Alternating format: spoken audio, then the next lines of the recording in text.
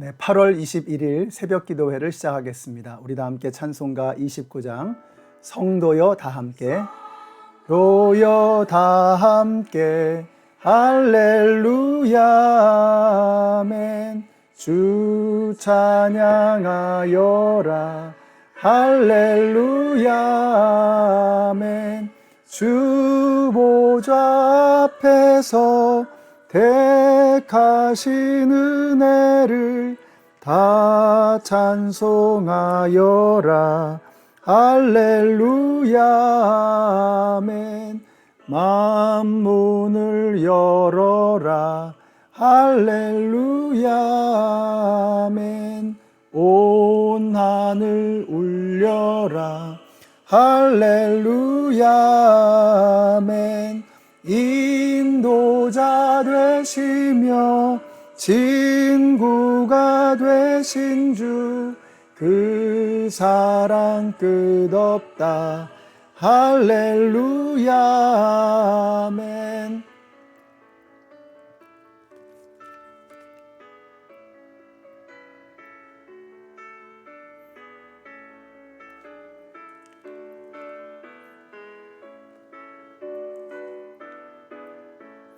주 찬양하여라 할렐루야 아멘 찬양은 끝없다 할렐루야 아멘 거룩한 집에서 준총 기리며 늘 찬송 부르자 할렐루야 아멘.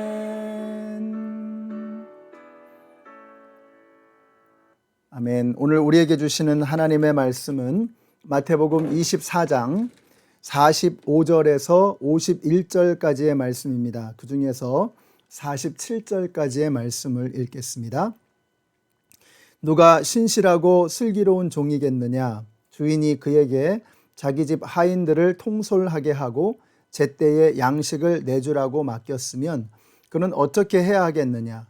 주인이 돌아와서 볼 때에 그렇게 하고 있는 그 종은 복이 있다.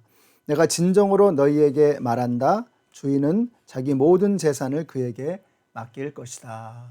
아멘. 네, 오늘 이 말씀 우리가 이 종에 관한 이야기인데요.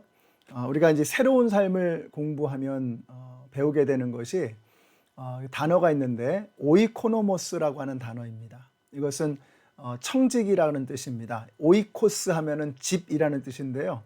그래서 오이코노모스 하면은 집을 맡은 사람, 그래서 청지기를 말하는 것이죠.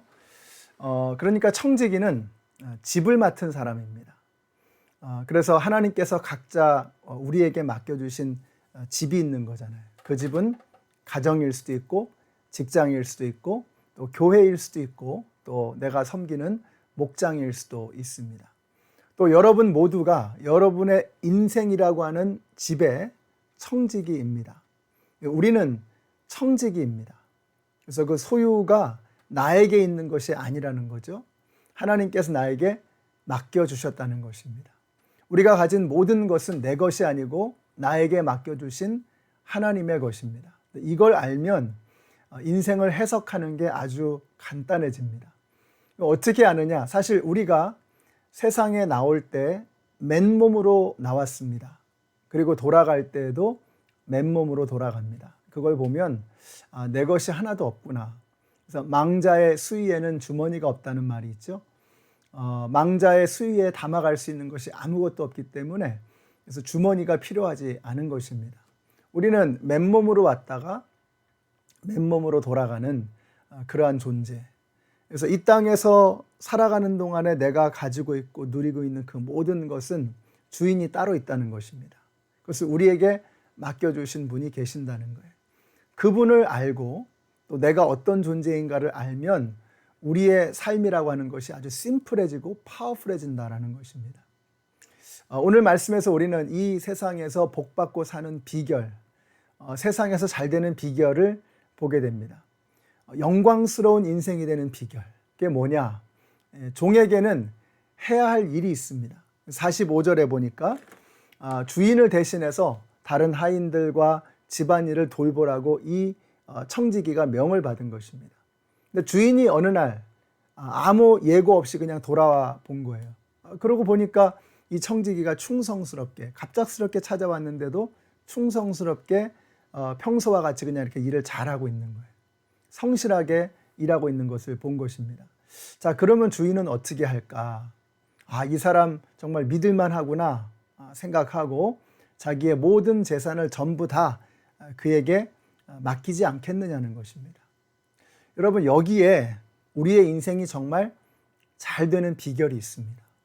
평소에 우리가 성실하게 신실하게 우리에게 모든 것을 맡겨주신 그분의 마음에 합당하도록 그렇게 살아가게 될 때 하나님께서는 당신께서 우리에게 주시고자 하는 모든 것들을 마음 놓고 맡겨주실 수가 있는 거예요.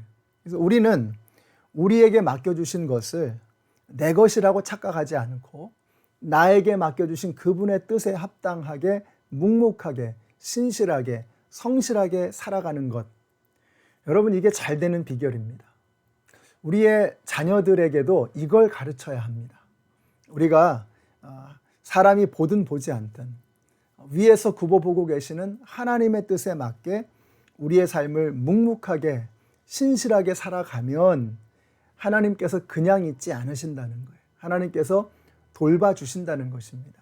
여러분, 이것을 깨닫는 것이 잘 되는 삶의 비결이라고 하는 것입니다. 잠언에 이런 말씀이 나오죠. 그를 높이라, 그리하면 그가 너를 높이리라. 그를 품으면 그가 너를 영화롭게 할 것이다. 이런 말씀이 나와요. 종이 주인의 명을 귀하게 여겨서 그의 명을 받들면 그가 여러분을 높여주실 것입니다. 그러니까 우리가 주님의 뜻을 받들면 주님께서 우리를 받들어 주실 거예요. 우리가 그의 뜻을 품으면 그가 우리를 영화롭게 한다고 말씀하고 계세요. 여러분, 이게 바로 우리의 인생이 잘 되는 비결입니다.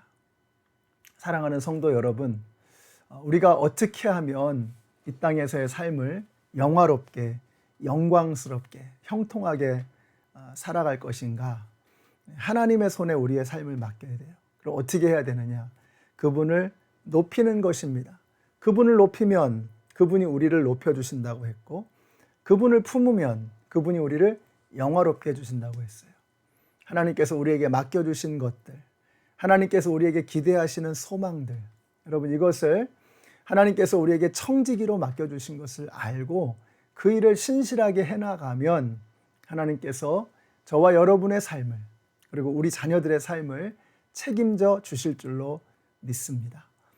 오늘 이것을 확실하게 깨닫고 실천하시는 우리 성도님들이 되시기를 바라요. 자, 그러면 나쁜 종은 어떤가? 자, 48절에 보니까요. 마음속으로 생각하기를 주인이 늦게 오시는구나 하면서 동료들을 때리고 술 친구들과 어울려 먹고 마셨다라고 되어 있어요. 그러니까 마음으로 생각하기를, 자기 스스로 생각하는 거죠. 아무런 근거가 없어요.